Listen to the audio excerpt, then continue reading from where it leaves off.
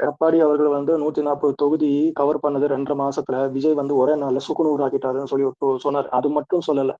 அதுன்னு சொன்னதுக்கு அப்புறம் சில விஷயங்கள் வந்து இவ்வளவு நாளா விஜய் வந்து அன்டெஸ்டடு, அன்ப்ரூவ்டுன்னு சொன்னாலும், சில விஷயங்கள் வந்து நம்ம சொல்லாம, மறைக்காம இருக்க முடியாது. கள நிலவரம் பார்த்தா இது டிஎம்கே வெர்சஸ் டிவிகேன்னு தான் போகுது.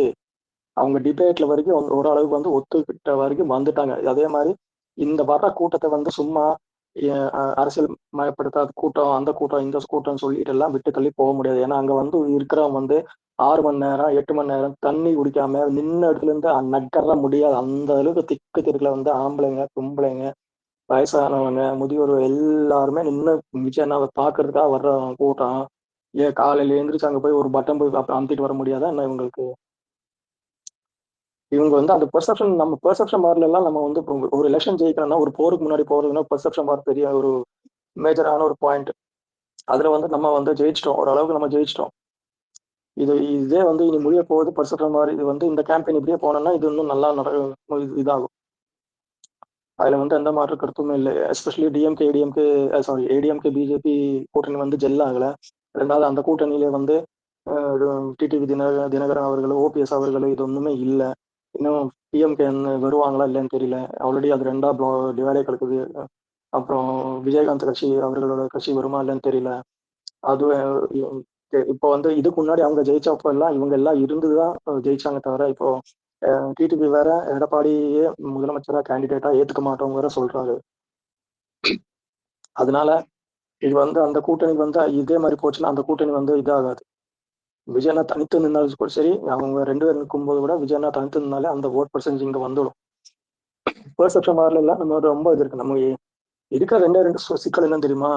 இந்த கூட்டத்தை கட்டுப்படுத்தணும், இருக்கிற ஆதரவு வந்து ஓட்டா மாத்தணும். இதுதான் 2 வேலை. வேற எதுவும் எனக்கு தெரிஞ்சு வேற வேலை இல்லை. எனக்கு பெருசா எதுவும் தெரியல. கூட்டத்தை கட்டுப்படுத்தணும்னா அது நான் ஏன் சொல்றேன்னா அந்த பயத்தால நான் சொல்றேன். மற்றபடி வேற எதுவுமே இல்லை.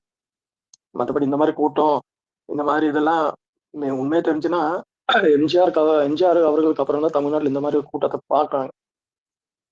அதனால அது ஒரு ஃபெஸ்டிவ் மூட்ல போய் ஓட்டு போடுவாங்க. எனக்கு தெரிஞ்சு போலிங் டே அன்னைக்கு ஒரு திருவிழா நாள் இருக்கும் போல இப்ப பசங்க போய் ஓட்டு போட்டு வந்துடுவாங்க.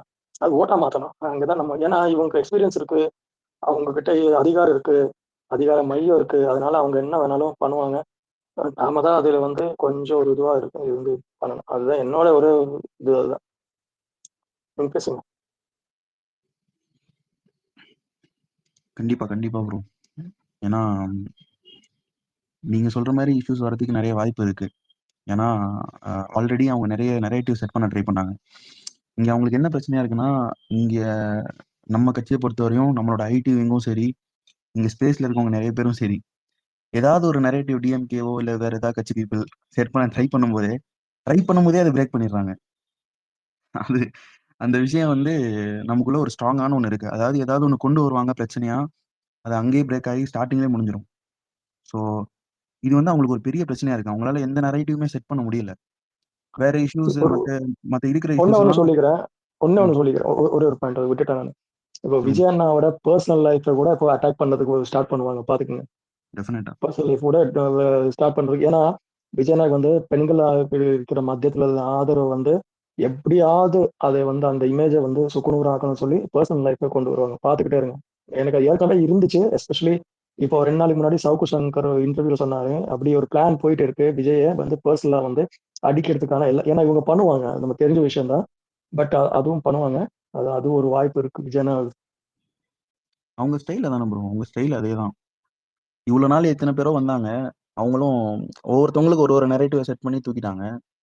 இப்போ இவருக்கு என்ன செட் பண்ணாலும் அவங்களால செட் பண்ண முடியல. ஸோ நீங்க சொல்ற மாதிரி அந்த பயம் எனக்குள்ளேயும் இருக்கு. லைக் எப்படி சொல்றதுன்னா, ஏதாவது ஒரு இஷ்யூ இதெல்லாம் தவிர்த்துட்டு அந்த கூட்டத்தை வச்சோ, அந்த கூட்டத்துக்குள்ள யாராவது இறக்கியோ டெஃபினட்டா பண்றதுக்கு வாய்ப்பு இருக்கு.